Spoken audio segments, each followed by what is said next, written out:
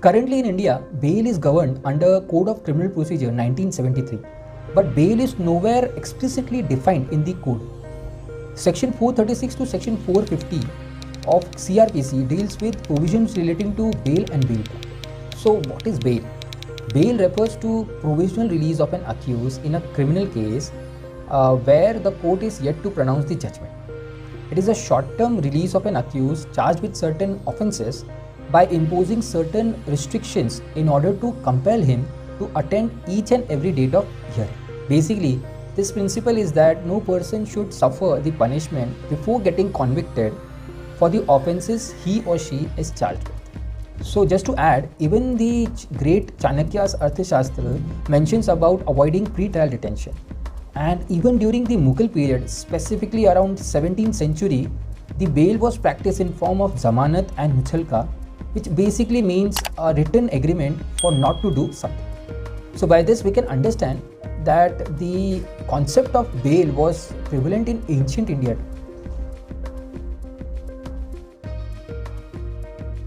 So depending upon the stage of criminal matter, there are commonly 4 types of bail in India. First being regular bail.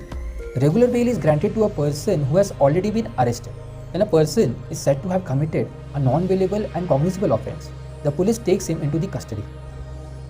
Now when the court grants him judicial custody from police custody, he has a right to file a regular bail application under section 437 of CRPC in case of court other than High Court or Court of Session, and under section 439 of CRPC in case of High Court or Court of Sessions. Now it is to be noted that in case of non-bailable offence, it is the discretion of the court to grant bail or not.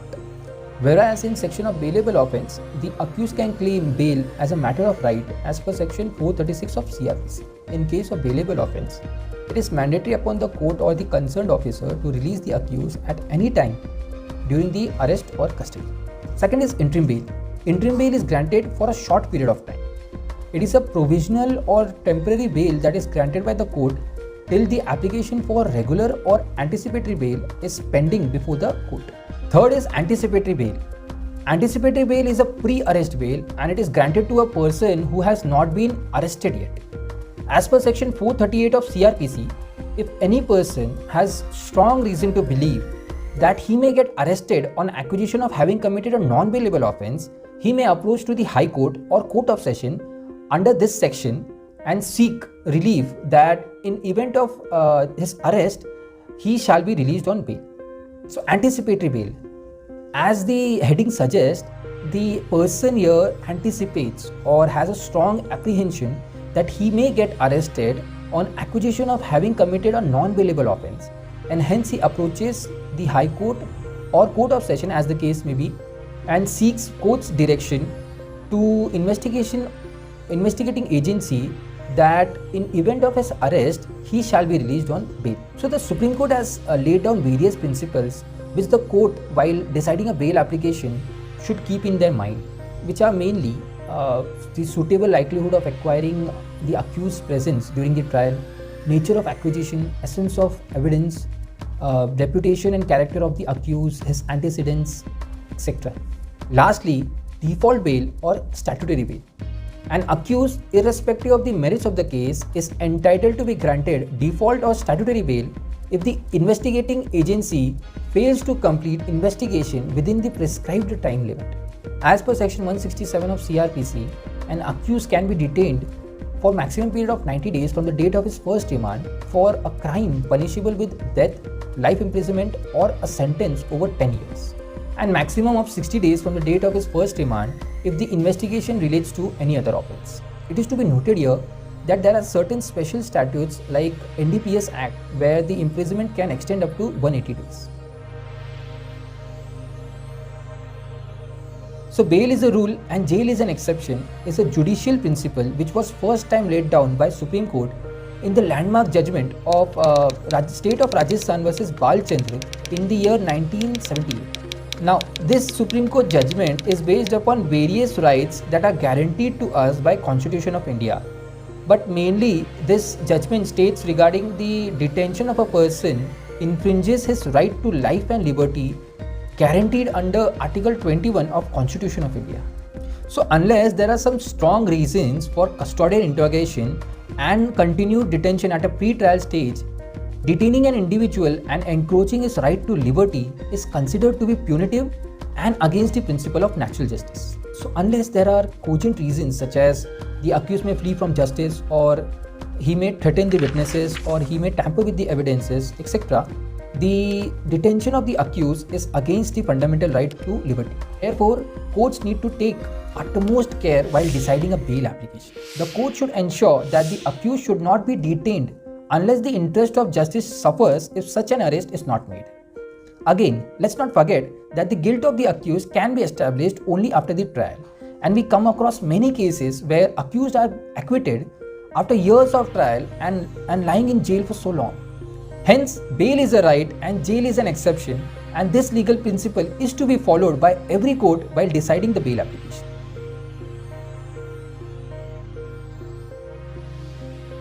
Section 439 subsection 2 of CRPC empowers the High Courts and Court of Sessions, and Section 437 subsection 5 of CRPC empowers subordinate court, including magistrate, to direct a person who is already been released on bail to be arrested and commit him to the custody.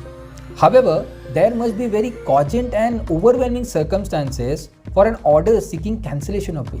Supreme Court, in one of the landmark cases, that is Raghubir Singh versus State of Bihar 1986, has stated the grounds for cancellation of bail.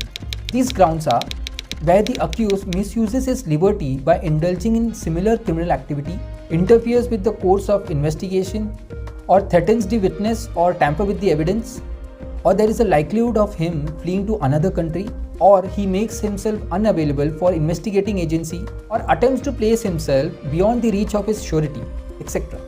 Well, it is a trite law that cancellation of bail can also be done in case where order granting bail suffers from serious infirmities resulting in miscarriage of justice. Lastly, it must also be remembered that rejection of bail stands on different footing, but the cancellation of bail is a harsh order which interferes with the liberty of an individual, and hence this power must be practiced with the utmost care.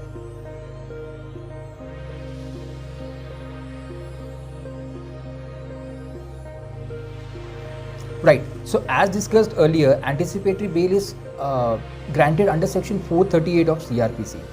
Now, it is not a condition precedent that an FIR needs to be registered in order to invoke the provision of this section. What this section requires is the applicant is apprehending his arrest on acquisition of commission of certain non-bailable offence. Now, there are plethora of judgment on this law point. Naming one would be Gurbakh Singh Sibia versus State of Punjab.